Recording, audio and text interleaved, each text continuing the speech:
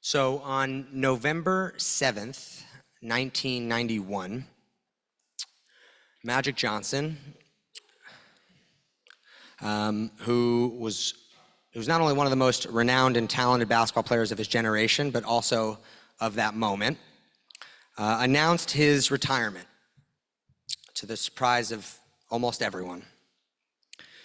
He shared that he had contracted HIV and that he would need to spend the rest of his life, these are his own words, battling the deadly disease. And despite this announcement, he was voted by fans to play in the 1992 NBA All-Star Game that was just a few months later. And in response, several of Magic's own Laker teammates and fellow NBA stars protested his participation. They argued that Magic, due to his diagnosis, was a risk to the league, that he could contaminate other players. They fought for him to be excluded and exiled under the false, uninformed, and discriminatory pretense that he was a threat. This week, we read the double Torah portion of Tazria Metzora, which is essentially an origin story of how dominant culture came to vilify disability, disease, and difference. We read that Israelites who are diagnosed with a skin disease in the Torah known as tzara'at, which is loosely translated as leprosy, become what is called a metzora, one with tzara'at, a metzora, and they are deemed as having entered a state of tum'ah, the Hebrew word here for ritual impurity, tum'ah. As a result of this tum'ah, they must leave the camp of Israelites and isolate themselves from the rest of the people. However, it's not just tzara'at that our Torah portion deems as a state of impurity worthy of this temporary exile. We also read that anyone who has given birth, anyone who is menstruating, anyone who has come into contact with a dead body also becomes tameh, a state of having tum'ah, tameh, and must retreat into isolation until they are no longer in this state of ritual impurity. And in the worldview of the Torah, these laws around ritual impurity were considered essential because they were viewed as contagious. Not necessarily the affliction, but the state of tum'ah was contagious. And it was a state that if you were in, you could not come into contact with God. So the contagion wasn't again about the disease itself, but being in this ritual state of tum'ah. And ultimately, if the priests, the Kohanim, were to contract any of this tum'ah, they would be at risk of dying when they entered the tent of meeting or later on in the temple when making offerings on behalf of the people. And for another evening or another time, there are some interesting reads about what each of these bodily functions have in common, why they result in one's temporary removal from the camp, and how we can understand this impurity as not having any moral valence attached to it, at least in the eyes of the divine or in the eyes of the authors of the text.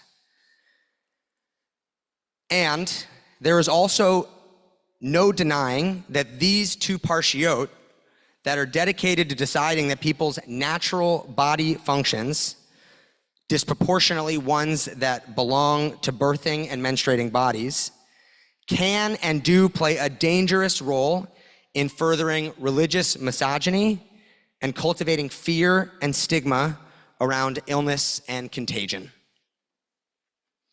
And we could stop right here.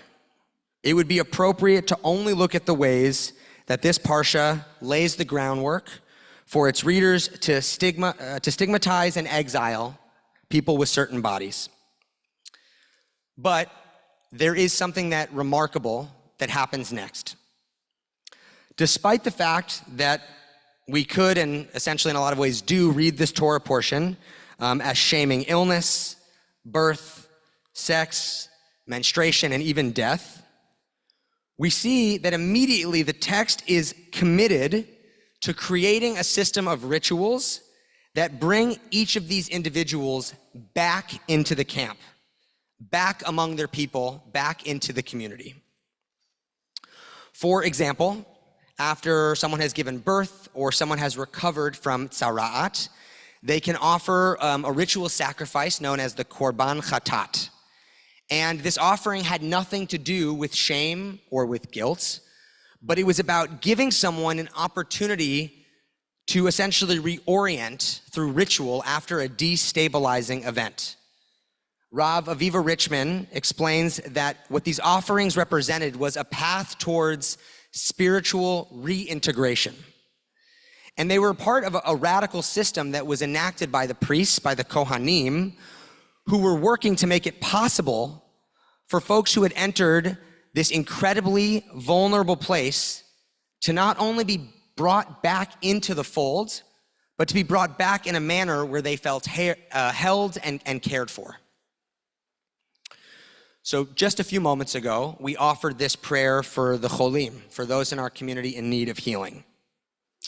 And we chanted these words, El na refana la, please God, heal her. And actually later in the Torah, in the book of Bamidbar, Miriam, Moses' sister, is removed from the camp because she becomes a metzora. She contracts tzara'at. And these are the words, El na refana la, that Moses prays on his sister's behalf for her healing. And our midrashic tradition, essentially the rabbis adding layers to the story later on, this tradition teaches us that the Israelites refused to move forward in their journey until Miriam was readmitted to the camp. And due to the sensitive nature of her brother Aaron being the Kohen who was supposed to play the role in examining her and making sure that she was able to re-enter, it was actually God who played this role of escorting her and bringing her back among the Israelites.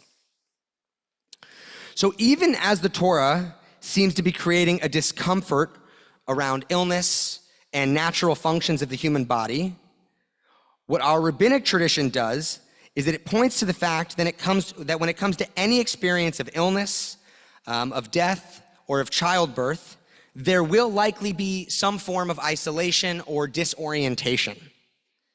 And what the rabbis do is they tell us that it's not our responsibility to pretend that this isn't the case, but instead do what we can when this disorientation takes place to then welcome and reorient members of our community who have been pushed to the margins, to bring them back into the fold. And so what this parsha ends up being is an opportunity for us to reflect on who it is that is currently being pushed to the margins. Not only in our world or in our country, but in our own communities, in our own homes. But more importantly, the question that it's left me with is, what is the role that we have to play in this reintegration, in this reorientation, so that folks have the ability to find safety and security again back in our camp? So as I've spent time with this parsha, I've really focused my energy on questioning the idea of what is making this hard. What gets in the way of us doing this work? What makes us, even if we're not proud of it, sometimes reflexively move into a place of exiling? What is it that makes just removing someone feel easier than actually working with the community and with the individual to reintegrate them? So if you're here tonight for the first time, I shared this a little bit earlier, but I'll share again that on Monday, April 21st, Ruth Beaglehole, a beloved member of our community, mother to Rabbi Susan and Maxie, passed away and transitioned out of her earthly chapter. And I know that many others of you have experienced losses this year, whether those were in the form of death or illness or estrangement, many of the other ways that we experience loss. And over these months of grief, I've witnessed so much collective care, so much.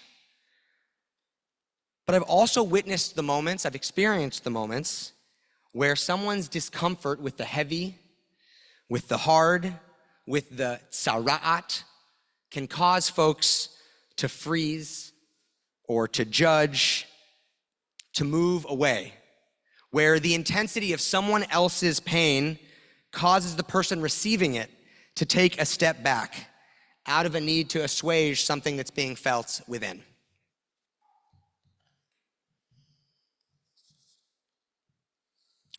We can choose to believe that stigma and injustice is bred out of malice or out of evil, or we can believe that it's what happens when we don't investigate our own reflexive instincts to sometimes turn away. And when we let those gut reactions guide our actions. And when one person does this, it's a bad moment.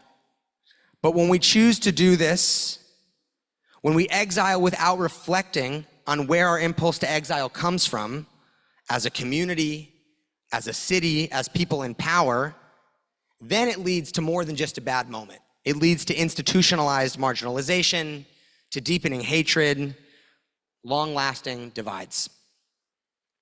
So Rabbi Leonard Sharzer is a physician and also the associate director of bioethics at the Jewish Theological Seminary.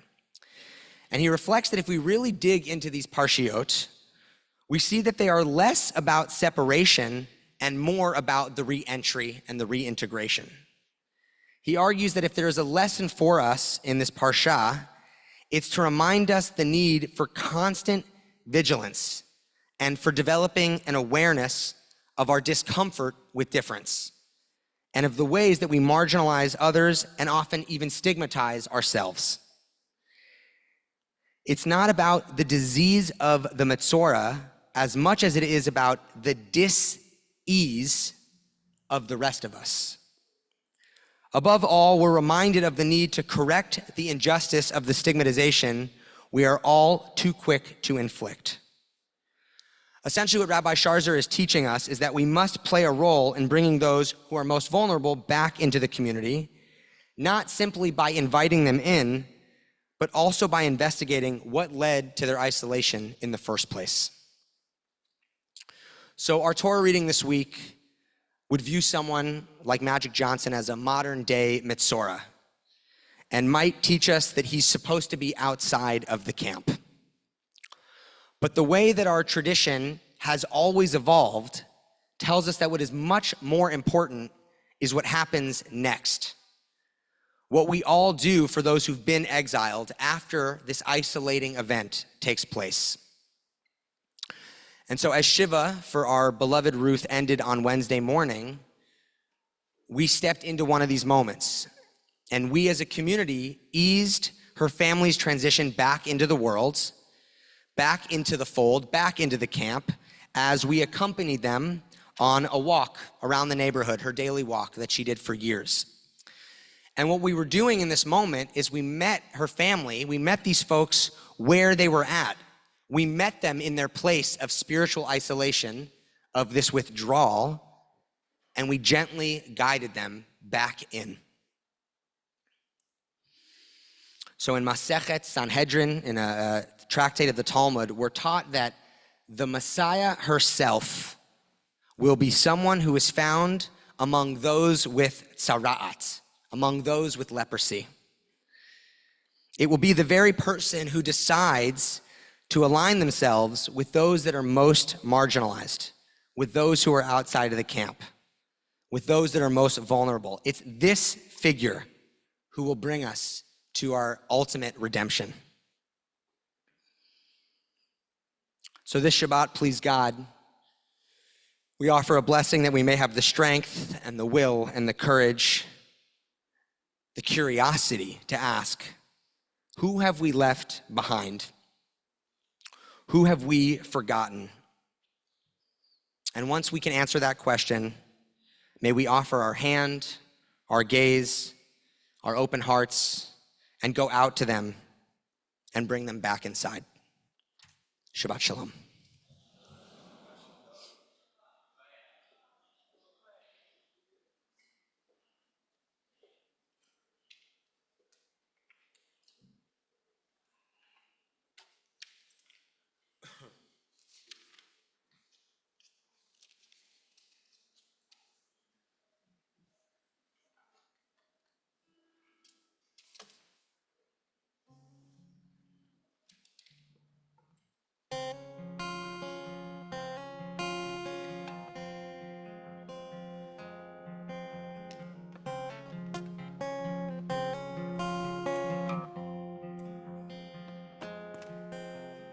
Summer's end around the bend, just